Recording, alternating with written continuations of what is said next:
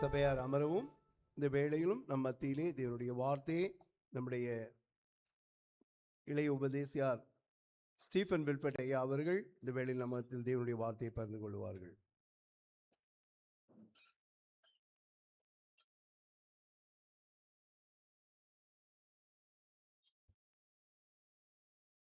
கர்த்தருடைய வார்த்தைக்கு ஆயத்தமாக யாவரும் தலைகளை தாழ்த்தி ஜெபம் செய்வோம். எங்களை நேசித்து வழி நடத்தி வருகிற எங்கள் பரலோக நல்ல பிதாவே, இந்த காலை ஆராதனைக்காக நாங்கள் ஜெபிக்கிறோம். ஆண்டவரே, எங்களை கூடி வர செய்திரே உமக்கு நன்றி செலுத்துகிறோம் சுவாமி. ஆண்டவரே, இந்த வார்த்தை இந்த அடியானை மறைத்து உம்முடைய வார்த்தை மட்டும் வெளிப்படட்டும் சுவாமி. பொறுப்பெடுத்து கொள்ளும் சுவாமி. வந்திருக்கிறோம் வந்தவனமாக திரும்பி செல்லாதபடி உம்முடைய வார்த்தையை பெற்றுக்கொண்டு அதன்படி நடக்க கிருபைகளை தாரும் சுவாமி. மீட்பர் இயேசு கிறிஸ்துவின் மூலமாக ஜெபிக்கிற எங்கள் பரலோக நல்ல பிதாவே. நமது திருமண்டலம் கொடுக்கப்பட்ட தலைப்பு யோவான் ஸ்நானகனின் ஊழியத்தின் முன்மாதிரி. அந்த ஊழியத்தின் முன்மாதிரியாக நம்ம வாசிக்க கேட்ட ஏசாயா தீர்க்கதரிசியின் புஸ்தகம் 11ஆம் அதிகாரம் வசனங்கள் 3.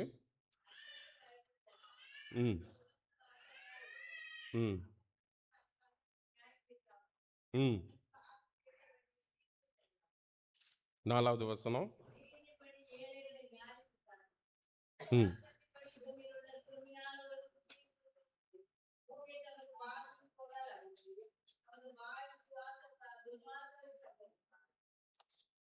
மூணாவது வசனம், கர்த்தருக்கு பயப்படுதல் அவருக்கு உகந்த வாசனையாயிருக்கும்.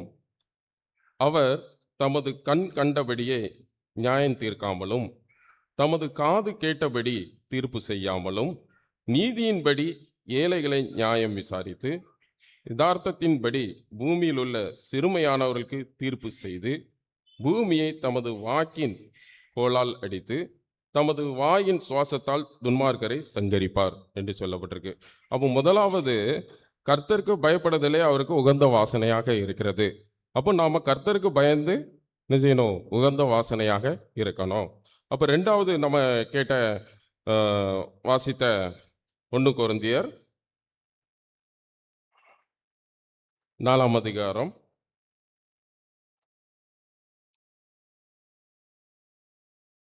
4வது வசனம்.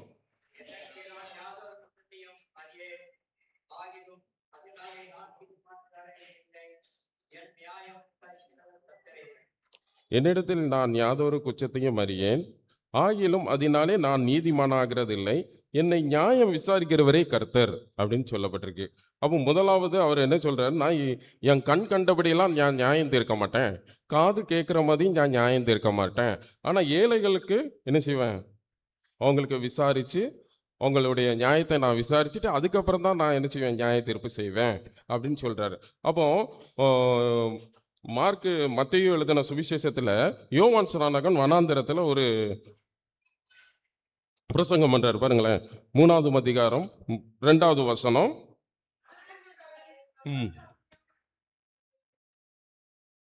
மனம் திரும்புகள், பரலோக ராஜ்யம் சமீபத்திற்கு என்று பிரசங்கம் பண்ணினான். 3வது வசனம், கர்த்தருக்கு வழியை ஆயத்தப்படுத்துங்கள், அவருக்கு பாதைகளை செவ்வை பண்ணுங்கள் என்று வனாந்தரத்தில் கூப்பிடுவனுடைய சத்தம் உண்டாயிற்று என்று ஏசாயா தீர்க்கதரிசியினால் சொல்லப்பட்டவன் இவனே. அப்போ 7வது வசனம் சொல்லுது பாருங்க.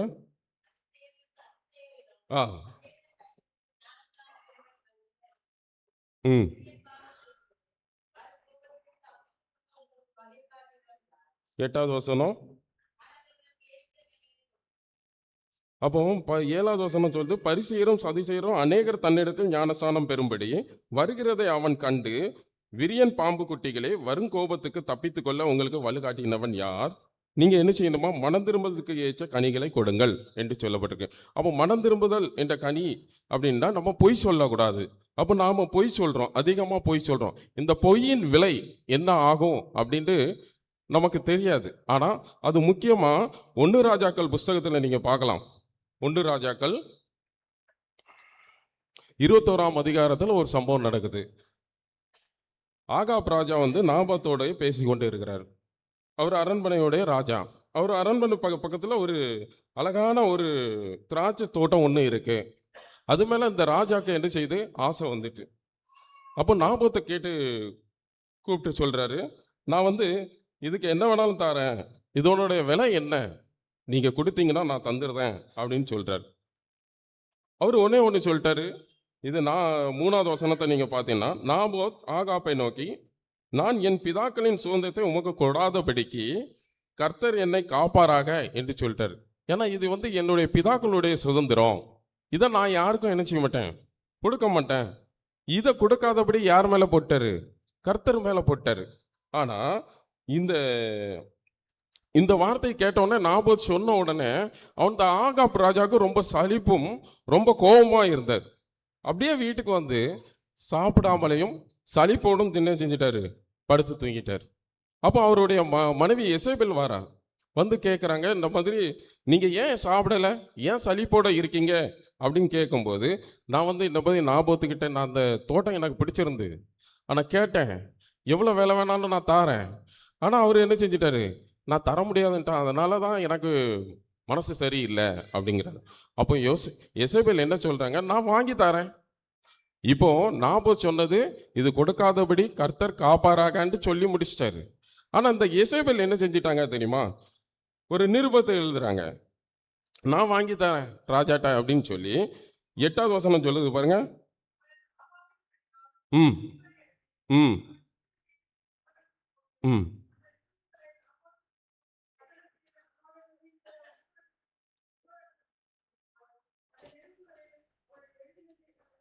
ம்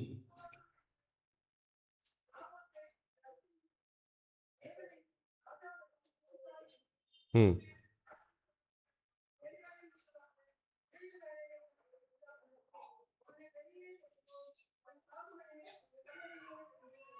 ம் அதாவது அந்த நிருபத்தில் என்ன எழுதியிருந்து அப்படின்னு கேட்டிங்கன்னா, அந்த நிருபத்தில் இவன் உபவாசத்தை பற்றியும் நம்ம ராஜாவை பற்றியும் இவன் தப்பாக சொன்னான் அப்படின்னு சொல்லி, அதில் யாரோட முத்திரை பதிக்கப்பட்டது, ராஜாவுடைய முத்திரை என்ன செஞ்சிட்டாங்க, பதிஞ்சிட்டாங்க.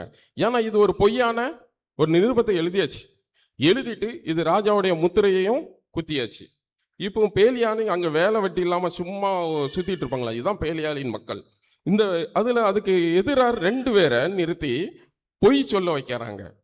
இவன் உபவாசத்தை குறித்தும் ராஜாக்களை குறித்தும் இவன் என்ன செய்கிறான், தப்பா சொல்லிட்டான் அப்படின்னு சொல்லி இவரை அந்த பட்டணத்துக்கு வெளியே கொண்டு போய் கல்லெறிஞ்சே கொண்டாங்க. அப்போ எசேபேல் ஒரு பொய்யான நிருபத்தை எழுதின நிமித்தம், ஒரு பொய்யான சாட்சிகளை உருவாக்குவதன் நிமித்தம் ஒரு நாபோத்தை கல்லெறிஞ்சே கொண்டு விட்டாங்க.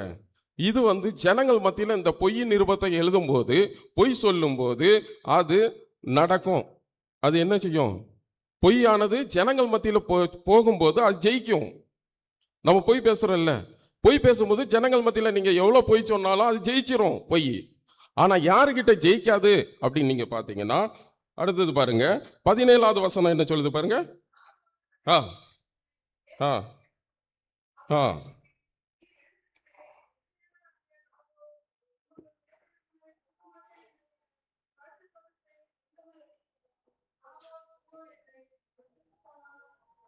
ம்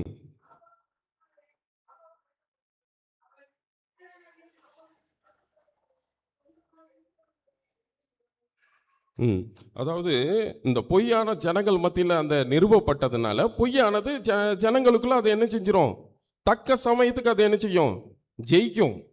பொய் ஜெயிக்காதுன்ற எதுவும் சொல்லலை, ஜெயிக்கும். ஆனால் யார்கிட்ட ஜெயிக்காது அப்படின்னு கேட்டிங்கன்னா, கர்த்தர் இடத்துல ஜெயிக்காது. ஏன்னா இவன் இவன் வந்து ஒரு ஏழை தானே, இவங்கிட்ட அதிகாரம் இருந்துச்சு. யார்கிட்ட இருந்தது, ஆகாபுக்கிட்ட அதிகாரம் இருந்தது, பலம் இருந்தது. அதனால என்ன செஞ்சாரு, கல் எறிஞ்ச கொண்டுட்டாரு. ஒரு பொய்யான நிருபத்தையும் எழுதி பொய்யான சாட்சிகளை உண்டாக்கி அவனை எரிஞ்ச கொன்னதுனால கர்த்தர் என்ன செஞ்சாரு, ஏழைகளுக்காக நியாயம் தீர்ப்பாருங்கம்ல, அதான் இது. அப்போ 2வது அவர் சொல்றாரு பாருங்க, அவர் அந்த தோட்டத்தை எடுக்க போகும்போதே என்ன செஞ்சிட்டாரு, எலியாக்கு வார்த்தை உண்டாயிற்று. 19வது வசனம் சொல்லுது, நீ அவனை பார்த்து நீ கொலை செய்ததும் எடுத்துக்கொண்டதும் இல்லையோ என்று கர்த்தர் சொல்கிறார். நாய்கள் நாபோத்தின் இரத்தத்தை நக்கின ஸ்தலத்திலே உன்னுடைய இரத்தத்தை நாய்கள் நக்கும் என்று கர்த்தர் சொல்கிறார் என்று சொல் என்றார். அப்போ ஒருவன் பொய் சொல்வேனானால் அவனுக்கு பொய் சொல்லி ஒருவனை கல்லெறிஞ்சு கொண்டனால அவனுக்கு என்ன செய்றாரு? ஆண்டவருடைய வார்த்தை என்ன சொல்லுது? உன்னுடைய உன்னுடைய இது என்ன செய்யும்? நாய் நக்கும் அப்படின்னு சொல்லுது. இது நிறைவேறிச்சா அப்படின்னு கேட்டீங்கன்னா உண்மையிலே நிறைவேறிச்சு. அந்த 2 ராஜாக்கள் 22வது அதிகாரத்துல நீங்க வந்தீங்கன்னா அவன் 32வது வசனத்துல யி- யோசாபாத்தும் ஆகாப்பும் ஒண்ணா போறாங்க யுத்தத்துக்கு. அப்போ யுத்தத்துக்கு போகும்போது அப்போ இந்த ஆகாப் ராஜா என்ன சொல்றாரு? நான் ராஜ வஸ்திரம் போட்டிருக்கேன், என் வஸ்திரத்தை நீ யோசாபாத் நீ போட்டுக்க, வேஷம் மாதிரி நம்ம இருப்போம் அப்படின்ட்டு யுத்தத்துக்கு போறாங்க. ஆனா அந்த எதிரே வர அந்த சிரியாவின் ராஜா என்ன சொல்லியிருக்காருன்னா 32 ரதங்களின் தலைவர்கிட்டையும் சொல்லியிருக்காங்க, நம்மளுடைய போர் சிறியவர்களுக்கும் பெரியவர்களுக்கும் அல்ல, நம்மளுடைய போர் நேர இந்த ராஜா தான், ஆகாப்பு ராஜா. இப்படி போய்கிட்டு இருக்கும்போது இவன் வேஷம் மாதிரி என்ன செஞ்சிட்டு இருக்கான்? போயிட்டு இருக்கான். அங்க போயிட்டு இருக்கவங்களுக்கு தெரிஞ்சு போச்சு, ராஜ வஸ்திரம் போட்டிருக்குது யோசாபாத் ஆகாப்பு கிடையாது என்று அவங்களுக்கு தெரிஞ்சிட்டு. தெரிஞ்ச உடனே 34வது வசனத்துல சொல்றேன், ஒருவன் நினையாமல் வில்லை நாணேற்றி எய்தான், அது இஸ்ரவேலின் ராஜாவுடைய கவசத்தின் சந்துகளுக்குள் புறப்பட்டது. அப்பொழுது அவன் தன் சாரதியை பார்த்து, நீ திருப்பி என்னை இராணுவத்துக்கு கப்பால் கொண்டு போ, எனக்கு காயம் பட்டது என்றான். அன்னைக்கு ராத்திரியே அவன் என்ன செஞ்சிட்டான்? சாயந்தரத்துக்குள்ள மறிச்சு போனான். 38வது வசனம் சொல்லுது பாருங்க, கர்த்தர் சொன்ன வசனம் நிறைவேறுது பாருங்க. 38 1 ராஜாக்கள் 22ஆம் அதிகாரம் 38வது வசனம்.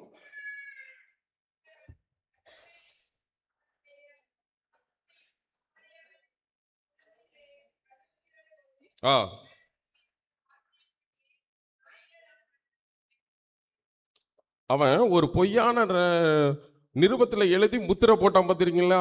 அந்த ஏழைகளுக்கு விரோதமா முத்திரை குத்துனோம்ல, அதுக்கு தான் இது. அப்போ ஒருத்தருக்கு விரோதமாக நாம பொய் நிருபங்களை நம்ம எழுதும்போது கர்த்தர் என்ன செஞ்சுட்டு இருப்பாரு? பார்த்துட்டு இருப்பாரு.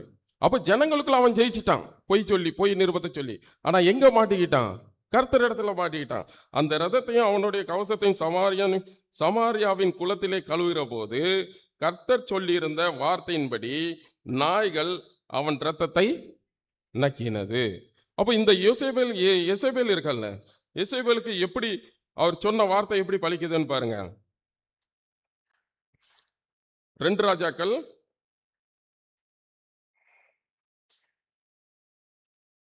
39ஆம் அதிகாரம் 34வது வசனம்.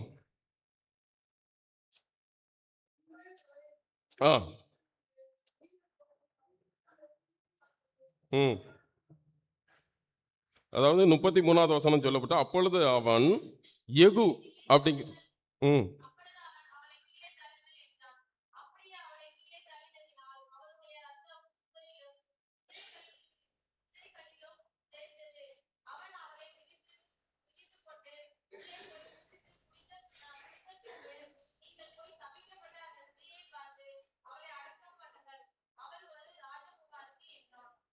அவர்கள் அவளை அடக்கம் பண்ணுகிற போது அவளுடைய தலையோட்டையும் கால்களையும் உள்ளங்கைகளையும் அல்லாமல் வேறொன்றையும் காணவில்லை.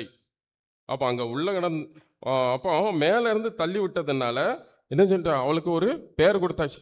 என்ன கொடுத்தாச்சு? இவ சபிக்கப்பட்ட ஸ்திரீ அப்படின்னு சொல்லப்பட்டாச்சு. இந்த சபிக்கப்பட்ட ஸ்திரீ ஏன் இப்படி சொல்லப்பட்டிருக்குன்னா, அவள் என்னெல்லாம் செய்தானா, இந்த நாபோத்தை கொன்ன மூச்சிலே அவளுக்கு என்ன சொல்லிட்டு கர்த்தருடைய வார்த்தை உண்டாயிடுச்சு. ஆனா இங்க சொல்லப்பட்டிருக்கு 22வது வசனம். அவன் சொல்லுது, அவன் பையன்கிட்ட எகு பேசுறாப்ல. யோராம் எகுவை கண்டவுடன், எகுவே சமாதானமா என்று என்றான். அதற்கு எகு ம் ம்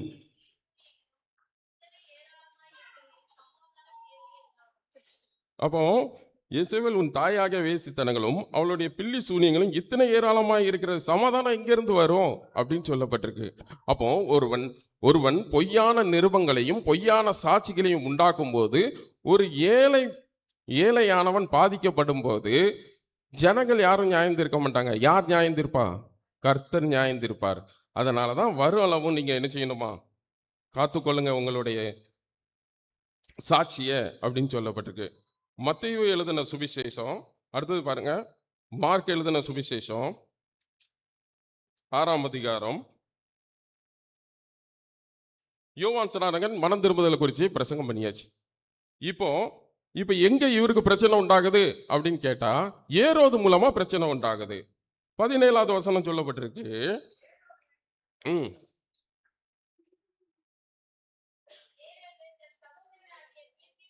ஆ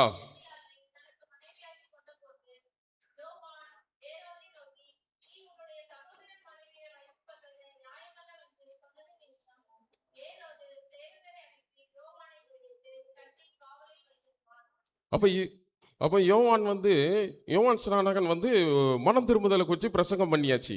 நீங்க மனம் திரும்புங்க, ஏச்ச கனிகளை கொடுங்க, இது எல்லாமே வனாந்தரத்துல சொல்லிட்டு இருக்கிறாரு. இப்ப ஏரோது கிட்ட சொல்றாரு, அவன் ஒரு ராஜா. ஏரோது ராஜா தன் சகோதரனுடைய மனைவியை வச்சிருக்கும் போது அப்போ அவன் சொல்றான், ஏப்பா நீ உன் சகோதரனுடைய மனைவியை நீ வைத்தது நியாயம் இல்ல அப்படின்னு சொல்றான். உடனே அவர் என்ன செய்றாரு, காவல்ல வைக்கிறாங்க. அப்போ இந்த காவல்ல வச்ச பிறகு 22வது வசனம் சொல்லுது பாருங்களேன். ஆ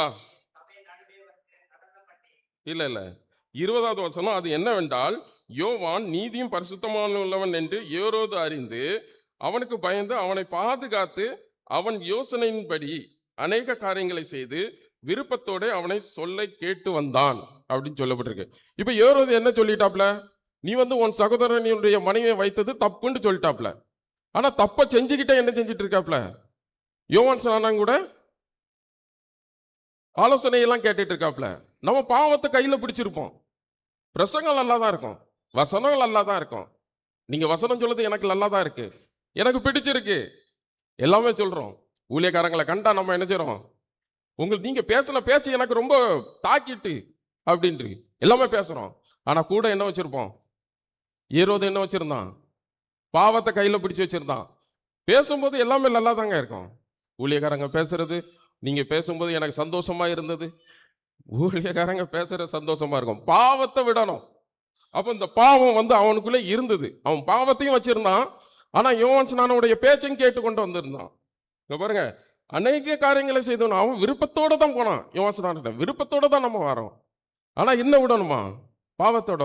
ஆனா சமயம் வாய்த்த போது யாரை தலை வெட்ட வேண்டியது இருந்து, யோவான் ஸ்நானனுடைய தலையை வெட்ட வேண்டியது இருக்கு. அப்போ இவனுடைய பிறந்த நாள் அன்று அவன் நடனம் ஆடினான். ஏரோதின் குமாரத்தி சபை நடுவே நடனமாடி ஏரோதின் அவனோடு கூட பந்திருந்த சந்தோஷப்படுத்தினாள். அப்பொழுது ராஜா சிறு பெண்ணை நோக்கி, உனக்கு வேண்டியதை என்ன இடத்தில் கேள், அது உனக்கு தருவேன் என்று சொன்னதும் அல்லாமல், நீ என்னிடத்தில் எதை கேட்டாலும் அது என் ராஜ்யத்தில் பாதியானாலும் அதை உனக்கு தருவேன் என்று அவளுக்கு ஆணையும் இட்டான் என்று சொல்லப்பட்டிருக்கு. அப்போ இதை தருவேன்னு சொன்னோன்னே தாயானவ சொல்லுவா, யோவான் ஸ்நானனுடைய தலையை கேளு அப்படின்னு சொல்லப்பட்டிருக்கு. அப்போ ஒரு பாவத்தை நம்ம கையில வச்சோம்னா அது என்னைக்காவது என்ன செஞ்சிடும், பாவத்துக்குள்ள விழ வச்சிரும். இப்போ அந்த பாவத்தையும் கையில வச்சிருந்தான். ஆனா யோவான் ஸ்நானனுடைய வார்த்தையும் கேட்டுட்டு இருந்தான், ஆலோசனை எல்லாம் கேட்டான். கடைசியில் என்னாச்சு, ஒரு கொலை செய்கிற அளவுக்கு என்ன ஆயிட்டு, அது முடிவில் கொண்டு போய் விட்டுட்டு. அப்போ முதலாவது பொய் நிருபங்களை விட்டு நம்ம என்ன செய்யணும், மனம் திரும்பணும், ஏச்ச கனிகளை கொடுக்கணும். ரெண்டாவது பாவத்தை என்ன செய்யணும், விடணும். கர்த்தர் இதுதான் விரும்புறார், பரிசுத்தத்தை தான் நம்மகிட்ட விரும்புறாரு. அடுத்தது பாருங்க, யாக்கோபு நம்ம பாரபட்சம் இல்லாம இருக்கணும் அப்படின்ட்டு 3வது ஒரு காரியத்தை சொல்றாரு பாருங்க. யாக்கோபு 2ஆம் அதிகாரம் 2:3. ம் ம் ம் ம் சரி. ம் ம் ம்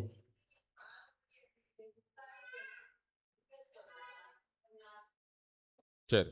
அப்போ ஏனெனில் பொன் மோதிரமும் மினுக்குமுள்ள வஸ்திரம் தரித்திருக்க ஒரு மனுஷனும் கந்தையான வஸ்திரம் தரித்திருக்கிற ஒரு தரித்திரம் உங்கள் ஆலயத்தில் வரும்போது மினுக்குள்ள வஸ்திரம் தரித்தவனை கண்ணோக்கி, நீ இந்த நல்ல இடத்தில் உட்காரும் வேண்டும், தரித்திரனை பார்த்து நீ அங்கே நில்லு அல்லது இங்கே என் பாத அண்டையிலே உட்காரும் வேண்டும் நீங்கள் சொன்னால் அதாவது நீங்க பாரபட்சம் பார்க்காதீங்க.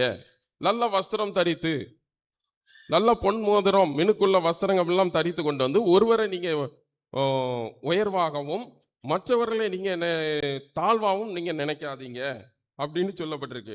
9வது வசனம் சொல்லப்பட்டிருக்கு, பச்சபாதம் உள்ளவர்களாய் இருப்பீர்களானால் ஆ ம் அப்போ நியாய பிரமாணத்துக்கால் நீங்கள் என்ன செய்வீங்களா? தீர்க்கப்படுவீங்கள். பட்சபாதம் உள்ளவர்களாய் இருப்பீர்களானால் பாவம் செய்து மீறினவர்கள் என்று நியாய பிரமாணத்தால் நீ தீர்க்கப்படுவீர்கள் என்று சொல்லப்பட்டிருக்கு. அப்போ 3வது நம்ம இடத்துல என்ன இருக்கக்கூடாது?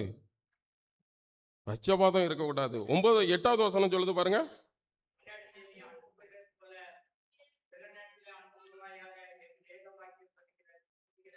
ஆ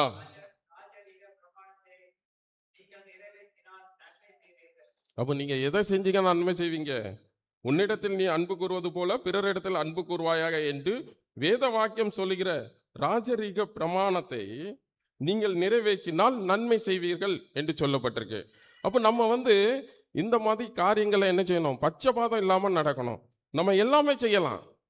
ஆனா நான் ரொம்ப பக்தியா இருக்கேன் அப்படின்னு நினைச்சீங்கன்னு வைங்க, அது இல்லை. அப்ப பக்தி எதுல இருக்கணும் அப்படின்னு சொல்லப்போனா, யாக்கோபு 1ஆம் அதிகாரம் 27வது வசனம் வாசிங்க. ம் ம் ம் ம் ஆ திக்கற்ற பிள்ளைகளுக்கும் விதவைகளுக்கும் படுகிற உபத்திரத்திலே அவர்களை விசாரிக்கிறதும் உலகத்தால் கரைபடாதபடிக்கு தன்னை காத்துக்கொள்கிறதுமே பிதாவாகிய தேவனுக்கு முன்பாக மாசில்லாத சுத்தமான பக்தியாய் இருக்கிறது என்று சொல்லப்பட்டிருக்கு.